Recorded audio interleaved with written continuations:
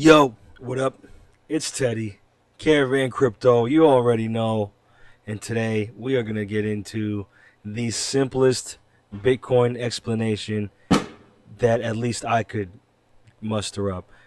You're probably hearing some fireworks. It's close to the 4th of July, and there's a lot of fireworks going off around here. But anyway, we're going to get into how a simple way of understanding Bitcoin, okay? So first of all, why Bitcoin? You know, excuse me. I do these videos because I know how hard it is to understand cryptocurrencies. I also know how much garbage information is out there, and I want as many folks as possible to benefit from the transfer of wealth that is occurring as we speak, that's been occurring over the last 10 years in the financial tech industry revolution. And cryptocurrencies is just a new technology. That's it. It's what email is to the post office, what cell phones are to landlines, television is to radio, etc. That's all it is. New technology, except this technology is focused on innovating the global system of finance. All right, innovating the global system of finance. Now, you know, so why Bitcoin, right? The reason why Bitcoin is because it is the best and most secure. And if you want an in-depth explanation as to why it is the best and most secure, check out my video titled "What is Bitcoin?" But essentially, it can't be hacked. It has never had any downtime, which no credit or debit payment system can claim at all in the world, in the entire world. Uh, you've always been able to make payments. No government or banking institution in the world can stop any transactions, nor garnish any money from it, nor freeze any account for Bitcoin. It is theoretically impossible to stop the system that runs it. You would have to shut down the entire internet permanently. No one owns, no one runs, and no one manages Bitcoin and the system that runs it. It runs on its own. All right? No government, no bank, no central bank, no institution, no military, no entity, no company, no individual, no group of individuals has control over it. Okay? It's written in the code to just run across uh, thousands of computers around the world.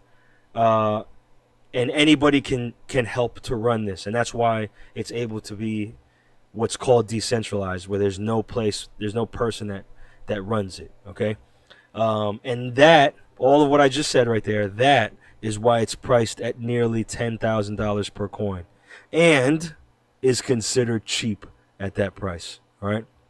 Okay, so Bitcoin, what does it do, right? I know we want to get into Bitcoin now, right? So I gave you some of the properties of Bitcoin. Now I'm going to talk about what does it do exactly. Look, Bitcoin is exactly the same thing as having a debit card, okay? Just without the card, and you do not use U.S. dollars. So I'm not going to go into how it works because that would make this video crazy, stupid, hella long, and complicated, and I'm trying to keep it simple. But in the same way that you have no clue how your cell phone sends a picture or makes a phone call or how your TV produces an image through Wi-Fi, how it works may not be that important to you. But if you're skeptical and you're like, okay, so you don't want to tell us how it works, this is a great, awesome thing, but you don't want to tell us how it works, man. Sounds scammy, bro. If that's you, if that's what's going through your head right now, then go to my video that says what is Bitcoin, because it breaks it all down into how it works, how it is secure, and all of that stuff, right? But essentially, Bitcoin just tracks payments. That's it. It's a ledger. It's a gigantic ledger, and it just says, so and so has 2 Bitcoin, so and so has 1 Bitcoin, and so and so number one just sent 1 Bitcoin to so and so number two. So subtract a Bitcoin from so and so number one's account and put it into so and so number two's account, and that's all it does all day long, forever and ever and ever and ever, as long as there are computers running the node anywhere in the world. Okay, Uh, so, how many people are using Bitcoin? Which is a great question. I'm sure you might have thought of that question because you're very smart and intelligent, and also, have an interest in vetting some of the information that you're getting, especially when it's about cryptocurrencies, which I'm sure you've heard a lot about. Bitcoin users at a glance. I'm going to put this website in the description, so you're going to have this website, and you can go over it. You can go over it while I'm going over it. But anyway, 42 million Bitcoin wallets have been set up globally since by December 2019. It's more than that now. This video is coming out July 24th. I mean, sorry, June 24th, 2020. But 42 million Bitcoin wallets. I mean, that's still quite a lot of wallets, right? An estimated 5% of Americans hold Bitcoin. Sounds like a small number, but that's actually 15 million people in America that have, a Bitcoin wallet, which is kind of a lot. There are 7.1 million active Bitcoin users. So people who move Bitcoin within at least, I think, the last 30 or 60 days. But then you have people like me, who we have a few wallets and we have the portions of Bitcoin, and we don't move our Bitcoin because we're not looking to sell, and we just want them to be secure in the wallet, and so we don't move them, and that wouldn't be counted amongst the 7 million active Bitcoin users. Yet I do a crypto channel every day, and a crypto video on our channel every day, and there's many, many, many, many, many people around the world that are exactly like that. All right, let's go to the leading exchange. Coinbase has over 13 million users. Now, that's just one exchange, but the caveat to that is that, the top exchanges for me anyway is Coinbase, which is actually third on my list. But number one, I'd say, is Binance, and then number two is Gemini. And, I have an account with all three of those places, but, you know, and there's many people that are like that and who are investing in the cryptocurrency space who have accounts at all three of those places. So, but there's a lot of people who don't like Coinbase. Just recently, Coinbase decided to voluntarily give a ton of information, that they claimed was public information, to the IRS and to the DEA. And I'm sure, Homeland Security would have a piece of that too. But ever since then, a whole lot of people who were users here decided to pull out their crypto and not have their crypto, traded on this exchange. And so there's probably less than this number right now at Coinbase. But anyway, there's a lot of people that are using Bitcoin. Around the world, it's a ton of people that are using Bitcoin, especially in South America, Africa, Asia, because they do not trust the local currencies over there for much of the same reasons why we're going to get into, a lot of countries moving away from using the U.S. dollar. All right. All right, but we can go into the weeds with that one, so we're going to stay away from that one. But anyway, we could say 42 million Bitcoin wallets. There's more than that now, but just leave it at that, okay? So anyway, down here it comes to the bottom, and it says about 25 million people are probably using Bitcoin globally, which I would say is a modest estimate. It's pretty modest. All right, so let's move on. What can you buy with Bitcoin? What can you do with it? Right now, I'll be honest with you, most people, if you're not living in a developing country, you're probably using Bitcoin as an investment tool, and you are purchasing it for the purpose of watching it grow over time in terms of value. And hey, I'm not knocking you at all, right? But in some cases, like when people purchase videography and photography packages from me, sometimes they use Bitcoin, and I give them a discount because depending on how early I get the Bitcoin, it goes up in value over time, and I can make money on the Bitcoin just sitting there that I got paid for, in my business, and that's cool. And there's a ton of businesses that do that, right? But you know most of the time people are using it for an investment because they pretty much are betting that the price is going to go up. And considering that it's had a 15 million% increase since 2010, which I have another video about that mentions that, it's probably a high likelihood that it's not done, going up. It's not done increasing. So anyway, look, what can you buy with Bitcoin? Anything, anything. You can look. So we'll go down the list a little bit. There's some charity like WikiLeaks, Wikipedia. Surprise, surprise, right? Then we got Amazon, Overstock, Etsy, Shopify, AT&T, Newegg, Burger King, KFC, Subway.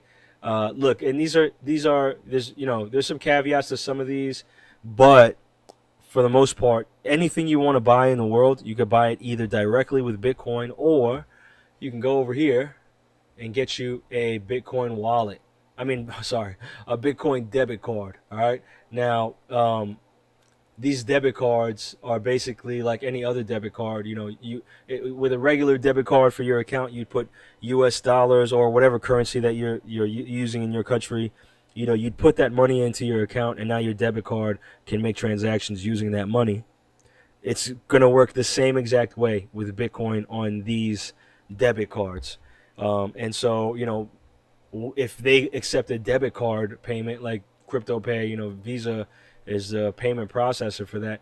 If whatever you want to buy will take a debit card, then you can just use your crypto to buy it using a debit card. And I remember when I had the Coinbase debit card, I paid for gas earlier in the day, like 9 o'clock in the morning. It cost me like $40 to make in gas to fill up my tank. And by 7 or 8 o'clock, I had made that money back because the price of Bitcoin went up. Right. So that's some of the cool things that you can get from using crypto debit cards. The price fluctuation. But don't get me wrong, it can go down during the day as well. So keep in mind that is a possibility. All right. Now, how does somebody pay for something in Bitcoin? First of all, anybody can, there's no you don't need a social security number, you don't need ID, you don't need a passport for someone to accept payments. All they need to do with Bitcoin, is download an app, literally. And there are a ton of apps here. This is a website that really deep dives into Bitcoin wallets and stuff like that. I'm just going to cut to the chase here. There's wallets that are for iOS and iPhone and also Android. And this is a very, very, very, very small list of Bitcoin wallet apps. But BRD, Samurai Wallet, Mycelium, something I've used, Edge, I've used that before. Blockstream Green, Bitcoin Wallet. Literally, the name of the app is Bitcoin Wallet. Also the Exodus Wallet, Bybit, BitPay. There's so many. Okay, but you essentially you download one of these apps. Okay, and then once you download that app, whether you're an individual or a business, Bitcoin does not care. It just logs you as, your address is like 03561 blah blah blah blah blah blah. 32 characters, random characters on this blockchain, and it just says, and you are able to access your wallet, using that address, and it's secure. Like I said, can't be hacked. Theoretically, cannot be hacked. Is not under any control. Cannot be frozen, etc. So here, I'm going to show you a video of how a transaction works, right? So this person put in option to set up. So they downloaded the Coinbase app here, and they downloaded a different kind of app. And I wanted to let you know that transferring money from an exchange like Coinbase, Binance, etc., transferring money from there to a regular app or to anything else like outside of the exchange is going to take a long time for it to process, because these exchanges have a ton of software and security measures in their apps. So you're on this app, you're using a third party to deal with the Bitcoin blockchain directly, and because of that, there's a lag.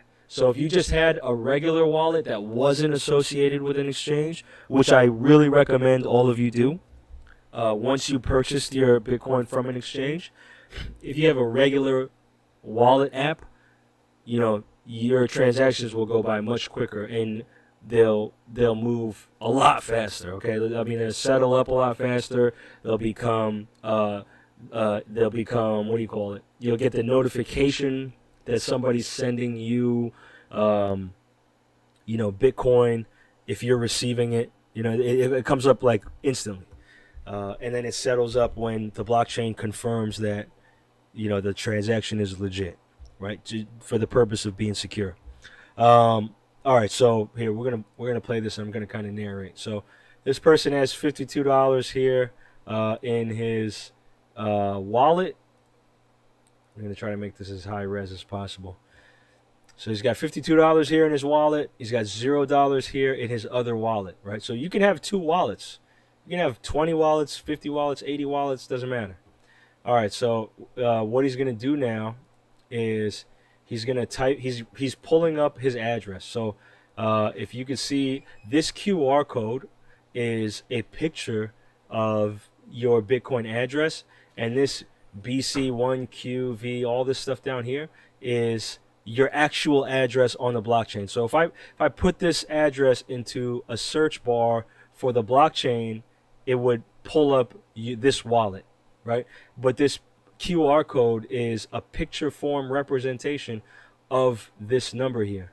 And what's cool about that is, let's say somebody lives in another part of the world. I could screenshot this, send them this photo, and they can use this QR code like on their laptop or something like that to send me some Bitcoin. But if they are not able to use their camera to send it, I could send them the text from this wallet here in an email or a text message or whatever, and they can just put that into the Bitcoin wallet, and they can use that to tell the Bitcoin network to send it to my address, right? And everybody's address is going to be different, obviously. So look, we're gonna play this here, and I'm gonna show you exactly how that goes. So right here, he typed in how much Bitcoin he wants to send, which actually was $10. Let me go back to this. He put in $10, and he said, "I'm going to send $10." And the app is saying, "Okay, where do you want to send this $10?" Now he could put in this little thing, but to make it easier, is boom. He just uses that QR code, scans it, and once he does that, hits next and confirms the send. A lot of times, there'll be like a password protection type thing. If you use Cash App, very familiar with using your PIN, right? To do that, same thing here. And he confirms the send. Come on, confirm it. And boom. And he sends it. And this thing is going to receive it. But because it's going through an exchange, it takes a while for it to load up, right? But you're going to see it pop up in a second. And boom, right there. $10 came over, done. And that's it. Now he's got the Bitcoin there. He can spend that Bitcoin whenever he wants. He's good to go. So that's how you would send, and that's how you would receive a Bitcoin transaction. All Bitcoin transactions will occur in this way, either through somebody sending you that wallet address or through a QR code. So that's it. That's how you use Bitcoin to make a payment. All right, so now you're probably wondering, okay, so Teddy, why would anyone want to use Bitcoin? There's US dollars. Duh. Why would we use Bitcoin? Look, if you just want to use US dollars and save US dollars for your savings and whatnot, I get it, okay? I see that you use it to pay bills and take care of expenses and, because it's accepted everywhere. I understand. But if you're not aware of this thing called inflation, or the fact that the Federal Reserve has minted or printed a third of the United States GDP within 1 quarter, you might want to look into that. Okay? 85% of the world's currencies are backed by the US dollar. But while America is declining towards the standards of developing nations, countries are looking at that as an opportunity to regain control of their currencies so that their money doesn't decline along with the US dollar, right? In other words, many countries around the world don't want to be earning US dollars or saving US dollars because the US dollar is headed for a severe decline in terms of the value of each dollar. It might be something you should consider to do different as well. A growing club, this is CNBC, a growing club of very powerful countries is steering away from using the dollar. Because I know, look, man, I know you don't want to take my word for it. I know you don't, okay? And that's okay. I'm glad that you don't. So I got to pull up some receipts. You might trust or not trust CNBC. It's up to you. But this article here, October 30th, 2019, this is pre-COVID. This article here, at least should give you some incentive to do your own due diligence. All right. So the U.S. dollar has been the world's major reserve currency for decades, but that status could come under threat as very powerful countries seek to undermine its importance, warned Ann Coren of the Institute for Analysis of Global Security. All right, so China or Russia, okay, surprise, surprise, right? And the European Union are some major movers behind this push. I have another video that talks about this as well. But look, this is not. This has been something that's been talked about for decades, okay? If you've got your savings in U.S. dollars, your retirement is in U.S. dollars. Anything that you've been putting away for a long time, man, in U.S. dollars, you should seriously consider an alternative store of value, all right? An alternative store of value. You should seriously consider that. Another thing I'd like to let you know about is there is a lot of garbage information out there. It's terrible misinformation, disinformation, and all kinds of stuff out there. You really, in the cryptocurrency space, you really have to know the difference between what is an opinion and what is a fact. Because, the cryptocurrency space is very new, and sometimes those two things are confused. And sometimes, or I should say many times, a lot of people are making claims that they really don't have the right to make. All right? So you should really do your due diligence. So I made a video about a list of YouTube channels that I've been watching. Some of them over a couple years now I've been watching them.